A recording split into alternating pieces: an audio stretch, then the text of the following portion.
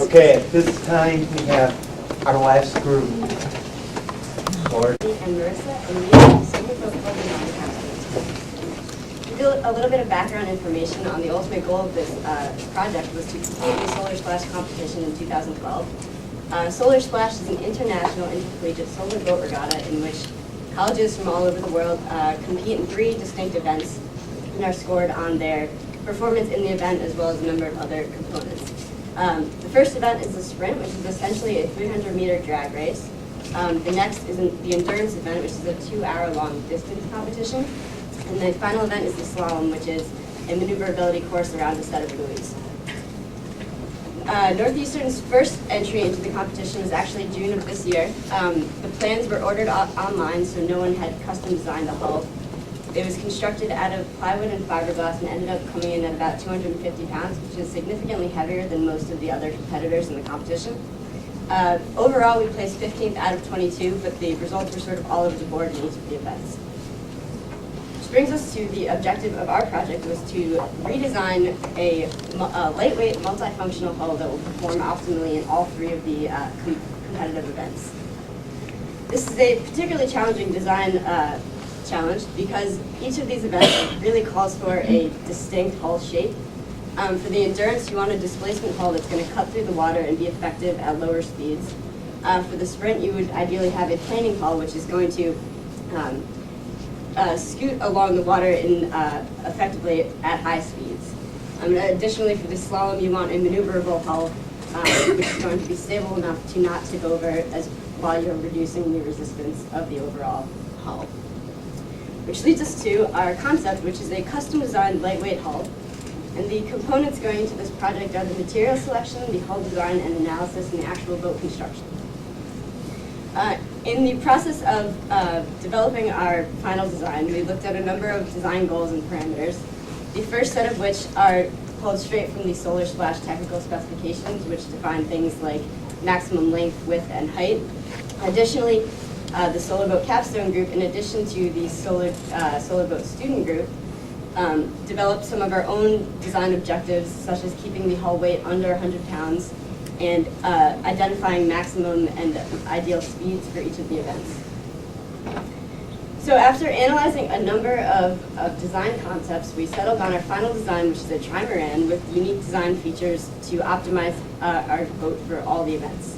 The first of which is a bow for displacement, a stern for planing, and side pontoons to help the overall stability. The displacement surface at the bow was created using kayak design software and was designed to efficiently cut through the water at low speeds. The endurance part of the competition is weighted the highest, so it's the most important, but it's also where we stand to improve the most over last year's design. And one indicator of efficiency in the displacement style is the half entry angle, where you can see a huge improvement over last year's hull. We then brought the model into our CAD software, where we flattened the stern to make a planing surface, where we then further modified and optimized the planing beam in order to balance resistance at the stern and the ability to achieve planing at lower speeds. Side pontoons are also very important for stability. It allows us to have a thinner central hull, which gives us a higher length to beam ratio.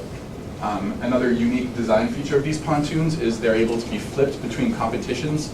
So each side caters to an event. There's a displacement side and a planing side. So the ability to flip these pontoons along with, we redistribute the weight.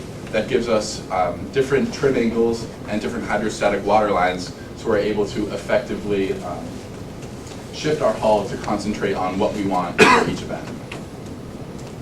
While the drivetrain wasn't specifically in this project's design scope, it's obviously very necessary to understand how the boat's going to perform. So it is a large weight inside the hull, and its location is going to have dramatic impacts on how the boat performs. As you can see in the old hull, we had an outboard setup which concentrated a large amount of mass on the back, effectively increasing the trim angle, and that's the sprint speeds right there. With our new design, the plan is to go with an inboard setup, which will not only allow us to add an additional motor, increasing power, but lower the center of gravity and redistribute it to a more ideal location for our needs. While all of our design was theoretical. We needed a software package to aid us in that. And we settled on Rhino 3D, which is a three-dimensional modeling software program heavily focused on surfaces, which was crucial for what we needed, and an Orca 3D add-on, which is a marine-specific program designed at analyzing hulls and various different functions. Of those software packages, there was really 4 components that we used that drove our design quite thoroughly. The weight and cost report, really understanding how much it's going to cost and weigh, very critical given that weight reduction was one of our main goals, and that was backed up with SolidWorks modeling to show that all the components will fit in the hull that we designed. Next, hydrostatic stability analysis, really just basic stability, understanding that the boat's not going to tip over in the various functional competitions, and then speed and power analysis given both planning and displacement analysis. Starting with the weight analysis, you can see the comparisons with last year's hull. This is a significant weight reduction, as well as very different longitudinal and vertical center of gravity components, which is ideal for changing it for different events. Next, moving to the hydrostatic and stability report, you can see that there's a really critical component in the competition known as a stability test. And that means that they're going to place a 20-pound weight on the widest beam of your boat, and your boat is not allowed to heel more than 15 degrees. That's a requirement for competition, and obviously very front and center in our design thoughts. So if you pay your attention to the stability curve, you can see that a 15-degree heel angle represents a 200 foot-pound moment, significantly greater than what the test requires. So we're well within tolerance there. Moving on to the planning analysis, also known as the Savitsky analysis, give us a better understanding of how the boat will perform in the sprint.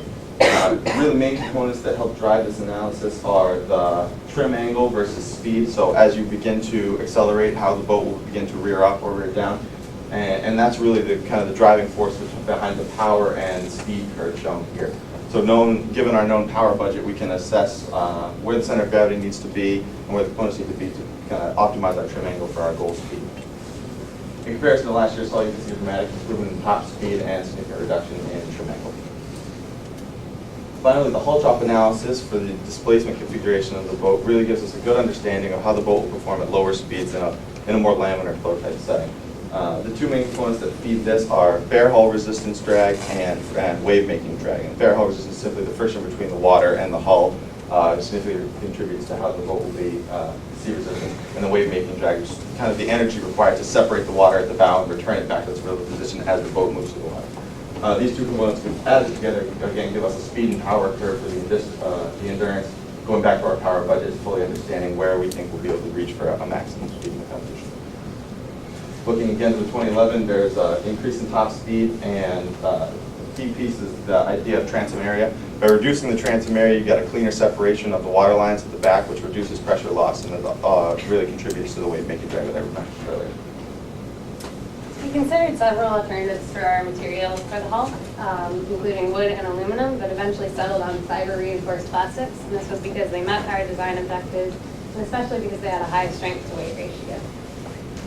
To further refine our materials, we used the CES EduPack software package, and with that we were able to model composite sandwich panels. And these were made up of reinforcement layers such as aramid fiber or Kevlar, fiberglass, and carbon fiber, and several different foam materials for the core. And with the software, we could simulate 3-point bending tests as shown here, and generate outputs such as density, Young's modulus, and yield strength. And the results of this simulation gave us an idea of the number of layers we want to use in the eventual build, and also let us decide on PVC foam for the core because it was more strong and less dense than the alternatives we considered. We then moved to a 3-point bending test, a physical one using the Youngstrom machine at Northeastern. And this was as a way to validate the outputs of the software and also to give us experience actually making these composite sandwich panels and see how our manufacturing process would affect the material properties. So we tested the samples. They were made up of comparing aramid fiber and fiberglass with aramid fiber and carbon fiber, and we tested them to failure and generated load versus deflection plots as shown. With those plots and the simple mechanics equations, we were able to calculate Young's modulus and yield strength average values for our samples as inputs into the finite element analysis. And the results of both the simulations and actual physical tests are shown here. As you can see, we chose the E-glass, fiberglass, and aramid fiber layout.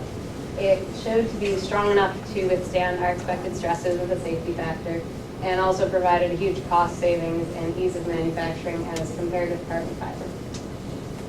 This is the final layout we used in the hull. It's a symmetrical sandwich panel. There's a PVC foam core, and then on either side there are inner layers of